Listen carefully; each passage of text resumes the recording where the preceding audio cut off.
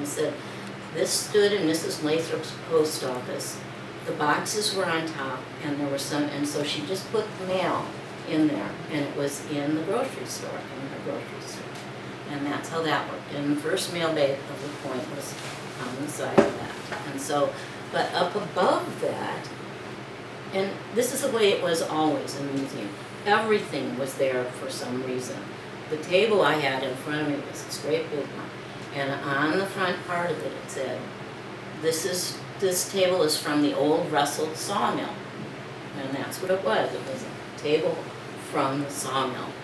I'm not sure what it was, I think for chopping or food or whatever, but that's what was in the front. And then the desk was from Mrs. Lathrop's store. And the buildings were different buildings from the island. Actually, you wouldn't know this, but the floor joists and things came from the old floor joists that were out on Long Island. I mean, this is the way they went around and got things and accumulated things and put the museum together.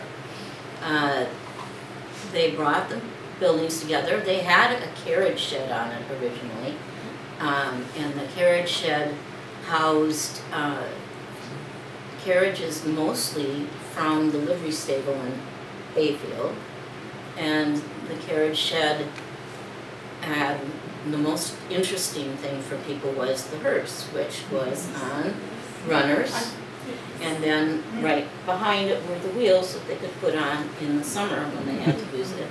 And it had some silver that we had to sometimes polish up in there, and they had the windows in the hearse was from, Bella told me, they got the hearse and a lot of the other carriages from the livery stable in Bayfield, because this was used there, and she said, and it went through the flood in Bayfield. Wow. So she said, we have worked and worked and worked to get this to be completely black, but there's so much mud got into the cracks that you simply cannot get it cleaned up. That's why it was always like that. So that was they had been through the flood in Bayfield. So it was very interesting little tidbits that you just have to pick up as you were sitting there. I went to work there when I was 19 or 20, I can't remember, I think I was 19. And Maggie Hersma hired me. I had been working in St. Paul on weekends at the Commodore Hotel. My sister and I would take turns. And Maggie had an apartment there. And she came up to me and she said, you go to Madeline Island in the summer, don't you? And I said, yes, I do.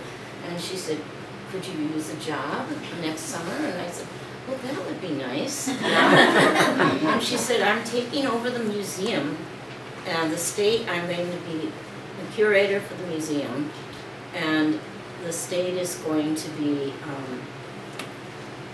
running it, and this will be the first year, so you'll be working for the State Historical Society of Wisconsin. So I said, all right. And she said, well, the only thing you have to do is read Ham Ross's book. And I said, okay. And so I showed up the first day, and she showed me how to make coffee in the back room. And we were off and running, everything was going, and I started the process of learning about the museum. So, and as I said, there were log boom chains around. There was, in the front entrance, there were chains, and they were log boom chains.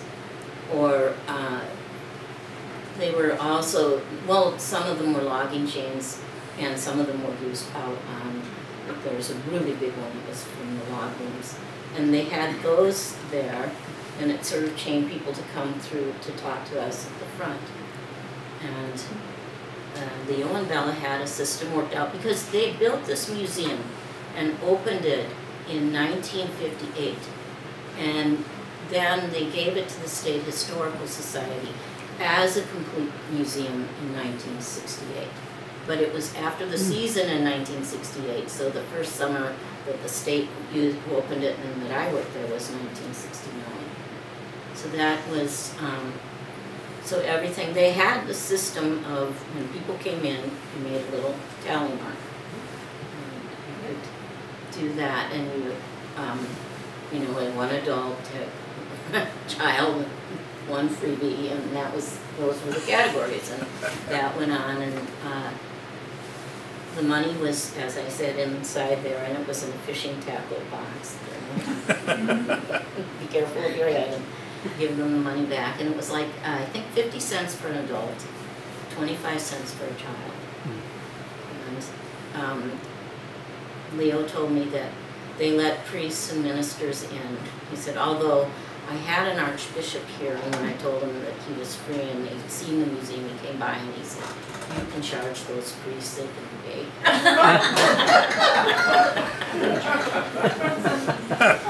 So, and they also, any voting resident of the town of La Pointe was allowed to go in for free. So, because it was dedicated to people. Okay. And so, Can that I was, ask, who owns the land the museum is on? that I don't know. That was done before I don't know who they bought it from. Yeah. Does anybody know? No? Probably can look. So anyway, the green in the front also belongs to the museum. Oh, and you know how they got those things. Leo loved going out with the Coast Guard or with the, I've forgotten the name of that big tugboat. The outer. Outer Island, the Outer Island, and they go out and find these things and then they put that big anchor out there and have it labeled, and there are pictures of them going out. And, they brought the fireplace. The fireplace came from Cedar Bark Lodge, which was on Hermit Island. And there's another that had two of those sandstone fireplaces. The other one is in Bayfield, and the nurse family home that became a bed and breakfast. And this one they brought over on the Googan in 2 parts. And the only issue was, the chimney was too short for the roof. And we were building fires in there because there was never any sort of air conditioning or anything. So when it got cold or in heat, so you would have the fires, but you had to be sure you set it way back. Or the wind would blow it and it would come in the museum, so you do that. But we had fires in the museum, but they had it all set up. So this is what their plan became for those 4 buildings. The first thing, they wanted you to point out their history wall. And it's a really wonderful outline of the history. And they include the story, actually there's the story of the mega shell there. And they talk about the missionary, the first people who came and explored at Diambu, different people like that. And they have the dates all up there, and they have it all mapped up about how the voyagers came across. And essentially they would say, you know, the Native Americans who migrated from the East Coast also followed pretty much that same route getting here and arriving at Madeline Island. So that was all there, and it outlined who the different fur trade groups were. The French were here in 1693. Then it became it was a British fur company. I can't believe this. The British Fur Company no, it was not Hudson's Bay. No, the American Fur Company was the last. Northwest. The Northwest Fur Company was the one. So then, and that was the one that Michel Cadet worked with, was the Northwest Company. And then he stayed on with the American Fur Company, which just took over the business because the British could not have growing concern in the United States, so they had to become American. That's when John Jacob Astor's American Fur Company took over, although he was never here.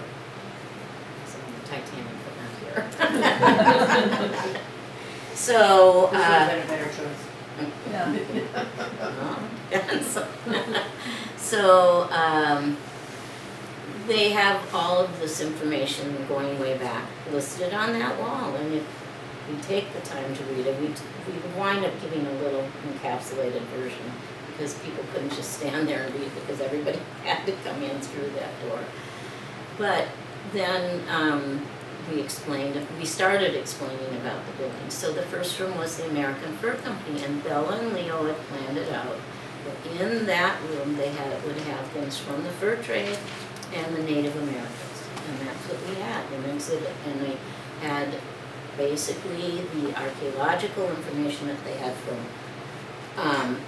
Galazen was on exhibit in there, and then there was also on the right-hand side, there's a collection that was done from a 1961 dig that was sponsored by Beloit.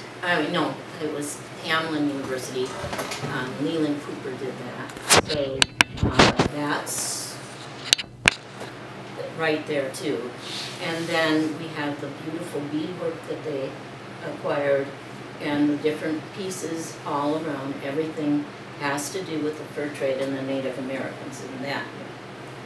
And then when you go into the next room, which was a barn built by Gus Deline, and they have a lovely picture of Gus Deline and his axe and his horse Colonel in that room in the shelf, and that's the building he built. And that little barn houses things from the missionaries. So since we had both a Catholic and a Protestant mission, they're separated and they're both on exhibit in there. And then it also tells about this early summer residence, and there are a lot of pictures on the wall there. There's a little Bayfield section on one side, and then the other side is the earlier residence of